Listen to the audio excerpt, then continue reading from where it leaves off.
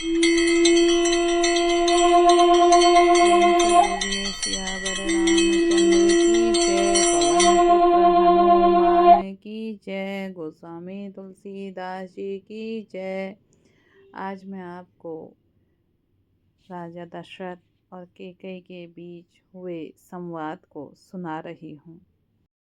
रानी कैकेयी को भवन में क्रोध में बैठी है।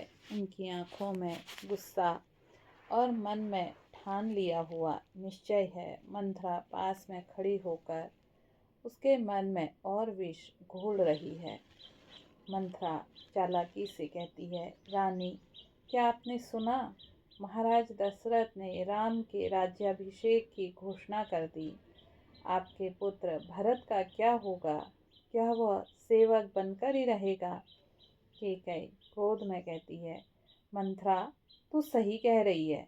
यह अन्याय है। मैंने दशरथ के साथ अपना जीवन समर्पित किया। उन्होंने मेरे साथ छल किया है। मंथरा कुटिलता से, रानी, अब भी समय है।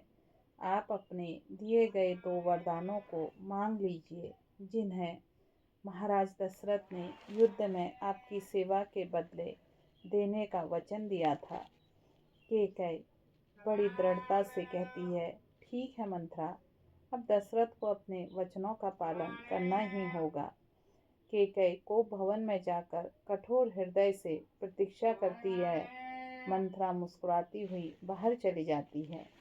महाराज दशरथ अत्यंत प्रसन्न होकर कैकेयी के कक्ष में प्रवेश करते हैं, लेकिन जैसे ही वे कैकेयी की इस अवस्था को देखते हैं, उनका हृदय व्याकुल हो जाता है।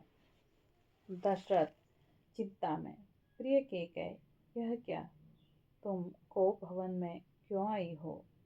क्या किसी ने तुम्हें अपमानित किया?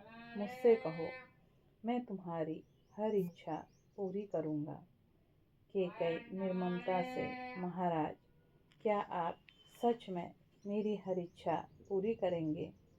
दशरथ प्रेम पूर्वक, कैकेयी, तुम जानती हो मैं तुम्हें अपने प्राणों से भी अधिक प्रेम करता हूँ। कहो, क्या चाहती हो? कैकेयी निर्दयता से कहती है, तो सुनिए महाराज, मुझे अपने दिए हुए 2 वरदान चाहिए। दशरथ आश्चर्य में, वरदान? हाँ हाँ, मांगो, जो भी चाहो मैं दूंगा। कैकेयी बड़ी निर्भीकता से कहती है, पहला वरदान, मेरा पुत्र भरत अयोध्या का राजा बने। दूसरा वरदान, राम को 14 वर्षों के लिए वनवास भेज दीजिए। यह शब्द सुनते ही महाराज दशरथ स्तब्ध रह जाते हैं।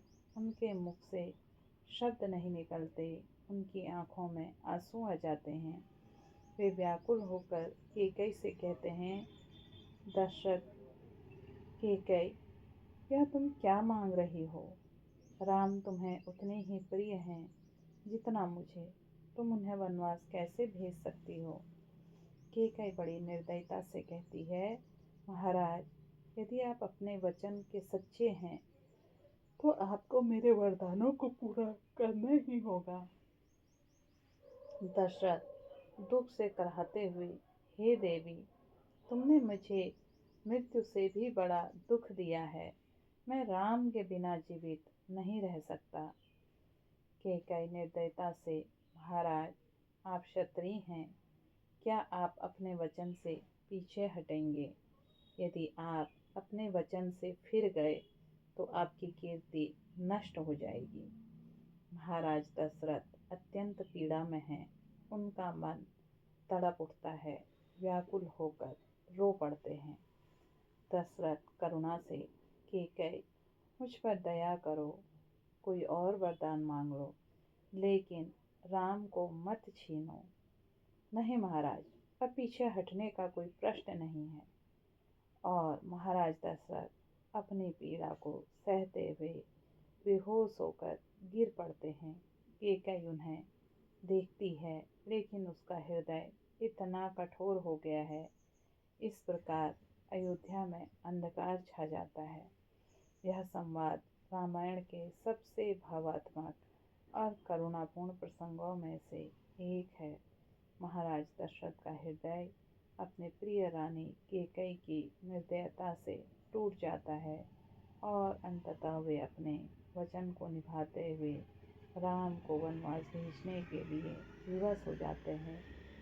यह दृश्य केवल भक्ति और त्याग की परीक्षा है, बल्कि यह भी दर्शाता है किसी के गलत मार्गदर्शन में आने से कितने बड़े परिणाम हो सकते हैं।